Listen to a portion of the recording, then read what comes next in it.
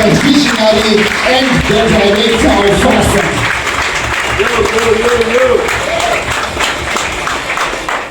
Thank you so much. We love you, Doc. I have a problem just saying it.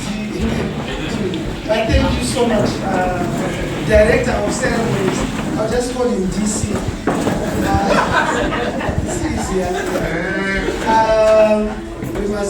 I just want to say that I'm really humbled for us to be here.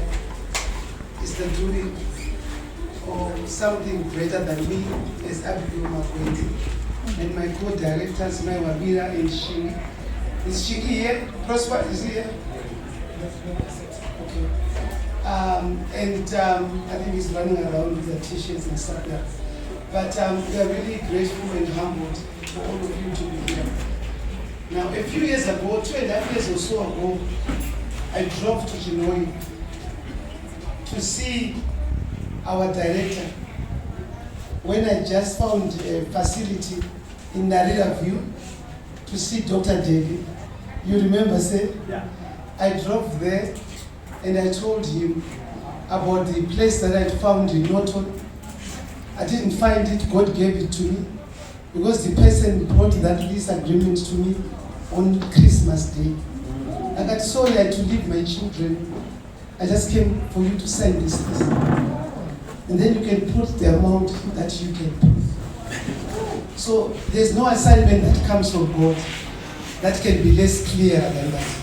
So I knew I was on a mission, on an assignment. I didn't have to worry about anything since God gave me a starting place. And that starting place is in REHUB, where the rehabilitation center is. And when I went there, I didn't go alone. I traveled with 2 clients to that office, a lady and a gentleman. The gentleman is here. Please stand up here. Yeah. Do you remember him saying? Yes. Yeah, you can come and hug him, it's okay. You know, and men, you know, it's okay to cry. Men can cry, you know what I mean? It's not a big deal. So it's just very emotional. But this is the journey that we've walked. When we got there, it looked like, you know, he just told us to do the hard things. Hey, them no register Ministry of Health, it just looked so complicated and so difficult. So we left there a bit dejected, but we were encouraged and we knew what we had to do. So we did all that process. You know, we started the house that we got. We first had to pay for it to become to change from residential to commercial. And then it was like $2,000. Then we had to do the registration, like $6,000. It was just so very expensive. That was then with FASAA. And all the testimonies, you know, and then with the compliance. But with all those testimonies that you heard today, we're talking about FASAA because ndochinu chiri kumhanya, ndochinu chiri kurira, chiripo on the ground. But where we are today, this is our first event.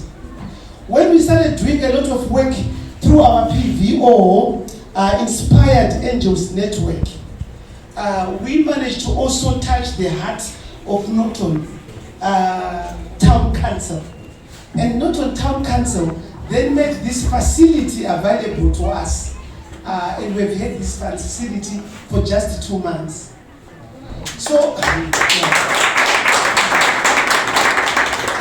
so this is very much a new baby. And the first person to come here was Farai, our manager, the one who was speaking before. And when we were doing some therapy with Pastor Green, he talked about wanting to help others. So we heard him twice. You know, when they speak, we listen. When they speak, we listen. We don't judge. And let's not make people do things that they don't want to do. You understand? Right now we've got a person, I don't to Form 4 here for the 4th time. You know, he just wants to drive a bus. But the family has got high expectations. He has written 3 times. And he was saying, can you please just tell them, enough is enough. I'm not doing it anymore. So there's a lot of things, frustrate abantu, and stuff like that. So I just want to share the objectives of Katanga Drop-In Center. The overall reason why we are here is we realize that once we are at rehab, when people come to rehab, they are coming, Mr. Mahaji, you have been there in the mental. They are coming because they are psychotic. They are coming because Zabura Ombe. They are coming because Vadada Muralaj. They are coming because the family is saying, you can relate, right? Yeah. I can see those guys relating over there. They can relate. So the families are the first, not diagnosis. The first ones. There is something wrong. And that also builds resentment now in the client. So this place is supposed to catch them before they become psychotic. It's supposed to catch them before they start stealing, or before they start being arrested, or before they start being very sick, or before they start doing taking off their clothes, and all kinds of things. So this is what the drop-in center is about. And I know that in our province we are the first, right? Yeah. So please clap your hands for us. And I think in our nation we are the first ones to be right in the middle of the ghetto, where no one has to get a copy or shika to get here. We are right in the middle, and we are opposite the polyclinic. So it makes it so much easier. So the first thing we do at the drop-in center is we offer a non-judgmental environment. We do not judge. We treat everybody the same. Whether they are a chartered accountant, whether they are a medical doctor, whatever they are, whether they are a dropout, or is barely someone without even O levels. Because through the PVO, we are able to mobilize little resources or support to be able to take in maybe some non-paying clients or discounted clients. We have like Honorable Temba Mliswa or Sabu Temba Mliswa. I want to give honor where honor is due. At one point he gave us 6 Brahims, those cows, right? And when he was doing that, then he also gave us, in a meeting like this, he kept bringing out the money and giving it to me until it got to $5,000 US. But we were then able to do a lot more at our facility.